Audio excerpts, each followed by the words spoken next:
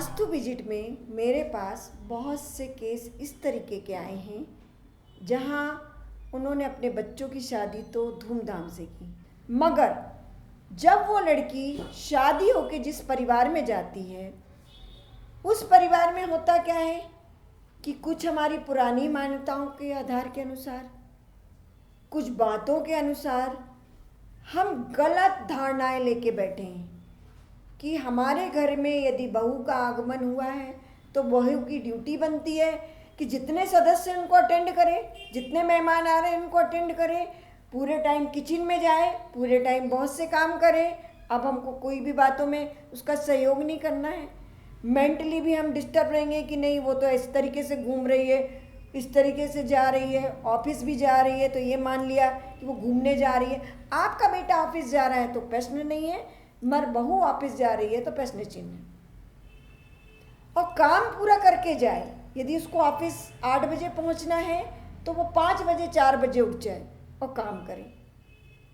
ये एक एक्सपेक्टेशन हो गया जिसके कारण उसको गाए बगाए कोई ना कोई टॉन्ट या ताने के रूप में आप सुना देते हो, जो कहीं ना कहीं रिश्तों में खटास उत्पन्न करती है। अब वो जो बहू होती है अपने पति से कुछ बात कहने जाएगी तो पति एक्सेप्ट नहीं करता है, कारण वो इस परिवार में रह रहा है, उसका पूरा परिवार है। जो लड़की अपना पूरा घर छोड़ के आई है वो आपके परिवार में अपना स्थान बनाने आई है, आप उसका स्थान देने की बजाय उसको कट करने में लग जाते हो। और दूसरा एक प्रेजेंटेशन जरा बहुत ख़राब है कि हमारा बेटा सोने सा खरा है।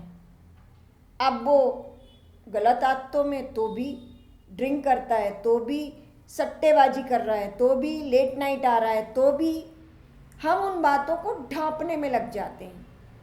और कई बार तो मैंने ये भी थिंकिंग देखी है कुछ लोगों की कि मेरे बेटे की शादी हो गई तो उसकी लाइफ बन जाएगी, कारण उसको सुधारने वाली कोई आ जाएगी, उसका ध्यान भटक जाएगा, गलत आदतें छूट जाएगी। गलत आदतें जिसकी हो तो नकारा हो जाता है व्यक्ति, वो नहीं छूटती। वो कोई दूसरे घर की आके लड़की कितना एक्सेप्ट करेगी, उस पर हम ताने देना शुरू कर देते हैं।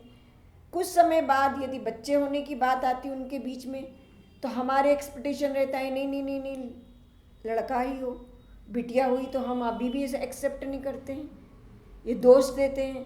यदि आपने आने वाली बहू पे दोषारोपण लगाना ही लगाना है, और ख़ास तौर से यहाँ हम बहू की बात आपके सास ससुर के नज़रिए से कर रहे हैं, वो एक अलग बात हो गई। नंद के नज़रिए से भाभी की ओर दृष्टिकोण देख रहे हैं, वो एक अलग बात हो गई। पुरुष वर्ग जो पति जिस पे विश्वास करके वो लड़की आपके घर में आती है, कई बार वो भी बदल जाता है। यानी लड़की बोलती है कि जब मैंने रिश्ते के लिए हामी भरी थी, उससे पहले जब तुम मिलते थे, बातचीत करते थे, तब तो बहुत कुछ अच्छा था हमारे बीच में। शादी के पश्चात ऐसी क्या गलती हो जाती है कि आप हमें एक्सेप्ट नहीं कर रहे हो, आप हमें दोषारोपण देख रहे हो, आपको हमको दूसरे पुरुषों के साथ, अपने कुलिक के साथ उठते बैठते आपको गलत आचरण दिख रहा है, और आप जो कर रहे हो वो गलत नहीं है। ये जो मानसिकता है स्त्री समाज को लेके, ये बहुत ही गलत सोच है।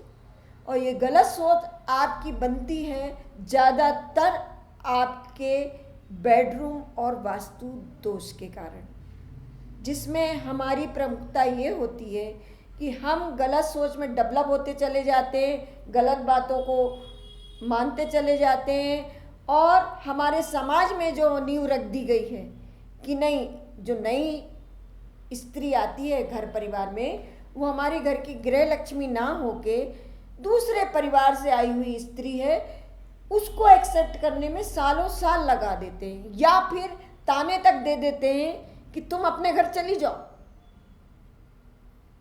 अपना घर, जिस घर में वो शादी होके गई, घर तो वो ही है उसका, वो कहाँ जाएगी।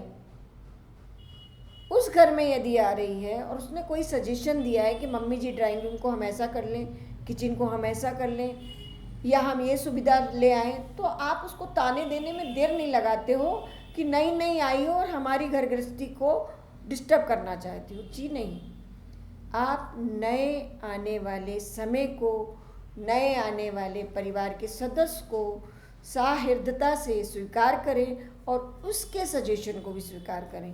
वो किचन में चाहती है कि किचन हमारा मॉड्यूलर हो जाए, और क्या हो, वो वास्तु से यदि आपको कनेक्ट करना चाहती है तो उसको भी एक्सेप्ट करें, वो मॉडिफिकेशन करना चाहती है तो उसको भी एक्सेप्ट करें।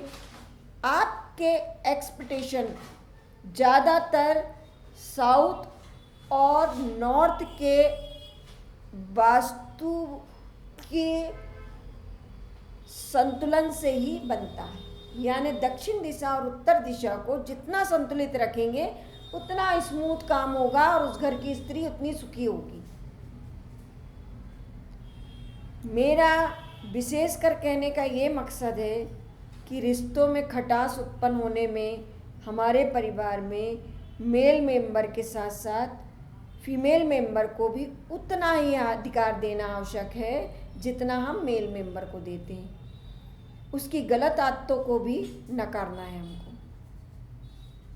अब मैं चाहती हूँ कि आप अपने परिवार पे एक बार नज़र घुमाएं और देखें कि हमारे परिवार में यदि कहीं वाद विवाद उत्पन्न हो रहा है या पति पत्नी के बीच में सहमति नहीं बन पा रही है तो उसके क्या कारण हैं।